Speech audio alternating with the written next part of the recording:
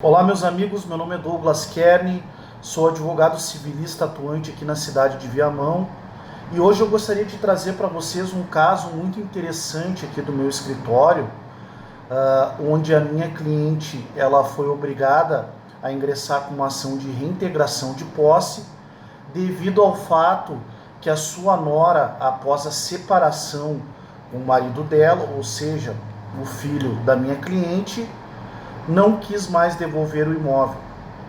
Pois é, meus amigos, tomem cuidado hoje em dia para quem vocês vão emprestar o imóvel de vocês, o imóvel de sua propriedade, ainda mais aqueles imóveis onde não possuem escritura pública. O que aconteceu no presente caso? A minha cliente veio embora do interior para a capital, aqui de Viamão, residir juntamente com o seu filho e a sua nora, na casa do seu pai, temporariamente. Passado algum tempo, a minha cliente comprou um imóvel na mesma rua onde residia o seu pai e nesse imóvel começou a construir a sua residência. O que ocorreu, meus amigos? A família foi crescendo, ou seja, moravam no imóvel a minha cliente, a sua nora e o seu filho. Eles tiveram o primeiro filho, tiveram o segundo filho, tiveram o terceiro filho e a família aumentou. O que aconteceu? A minha cliente, ela chamou a família, no caso chamou a nora e o filho dela, e disse que sairia do imóvel e passaria a morar com o seu pai.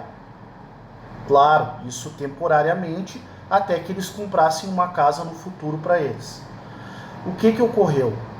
A nora dela, juntamente com o filho, passado algum período, se separaram. E no calor da briga, a nora acabou expulsando o filho da minha cliente de casa, da casa que é da minha própria cliente. Ao requerer o imóvel de volta, a minha cliente se viu num verdadeiro embate com a sua nora, ex-nora, porque ela alegou que não sairia do imóvel, que ela tinha crianças pequenas e que não devolveria mais o imóvel para ela, que ela não teria onde morar. Foi aí então que a minha cliente me procurou e nós entramos com uma ação judicial de reintegração de posse. Foi um processo muito conturbado, meus amigos, onde foram apresentadas várias provas e na audiência, tanto a ex-nora quanto a minha cliente, nós levamos várias testemunhas, 4 testemunhas, ela também levou testemunhas forjadas, onde alegaram que ela residia no imóvel há muitos anos, no qual dificultou muito a nossa situação dentro do processo. Mas nós tínhamos uma testemunha cabal para determinar o ganho da causa, que era a pessoa que havia vendido o imóvel para a minha cliente. E essa pessoa ela foi até a audiência e explicou para o juiz que havia um contrato de compra e venda, que os dois haviam assinado e que a minha cliente havia pago o valor em cartório. Pois bem, meus amigos, para resumir a história, em sede de sentença, a juíza de primeiro grau aqui de Viamão, ela disse o seguinte: no caso em tela, a controvérsia principal se estabelece tanto sobre a posse anterior exercida pela requerida, quanto sobre a prática de esbulho pela demandada. Embora afirme ser proprietária e antiga possuidora do imóvel, não é possível assegurar a posse direta anteriormente exercida pela autora. Ora, meus amigos, nós juntamos aos autos todas as contas de luz no nome da minha cliente, todas as contas de água. Nós tínhamos uma declaração do presidente da Corsan informando que ela era proprietária do imóvel na ocasião. Nós juntamos o contrato de compra e venda da minha cliente. E mesmo assim, a juíza de primeiro grau entendeu que não foi comprovada a posse anterior.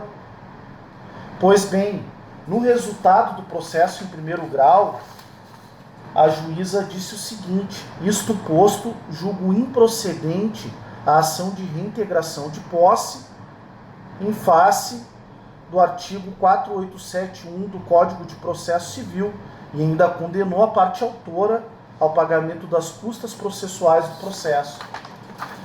Pois bem, meus amigos, essa decisão gerou uma enorme revolta dentro do meu escritório, aonde toda a equipe foi mobilizada, aonde nós reunimos todas as nossas forças para tentar reverter essa decisão em sede de segundo grau. Pois bem, entramos com recurso de apelação e eu vou ler o trechinho do acórdão aqui para vocês. Apelação civil, reintegração de posse, presunção de veracidade dos fatos narrados na inicial.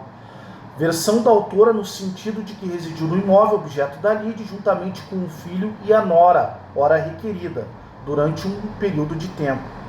Depois de desocupar o bem e com a separação do casal, pretende a sua retomada, mas a ré insiste em permanecer no local.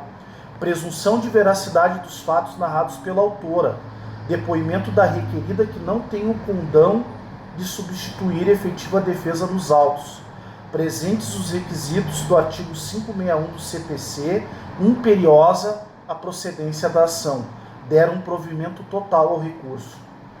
Meus amigos, é com grande alegria que eu informo a vocês que nós conseguimos reverter a situação da minha cliente e hoje, no atual momento em que se encontra o processo, nós estamos retomando a posse do bem para ela, pois ficou muito evidente, o direito dela era cristalino, era muito evidente e mesmo assim a juíza de primeiro grau não quis reconhecer o direito. Nós somos obrigados a entrar com recurso de apelação para reverter a decisão. Então a dica de hoje que eu deixo para vocês, meus amigos, tomem muito cuidado com relação aos bens imóveis de vocês, para quem vocês vão emprestar, para quem vocês vão ceder, mesmo que seja por um breve período.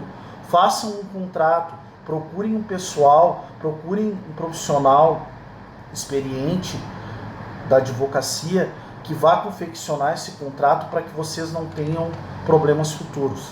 Essa é a dica de hoje, então. Tenham todos um bom final de semana. Curtem lá nossa página no Facebook, no Instagram e também deem um like lá no nosso canal no YouTube e compartilhem. Muito obrigado a todos.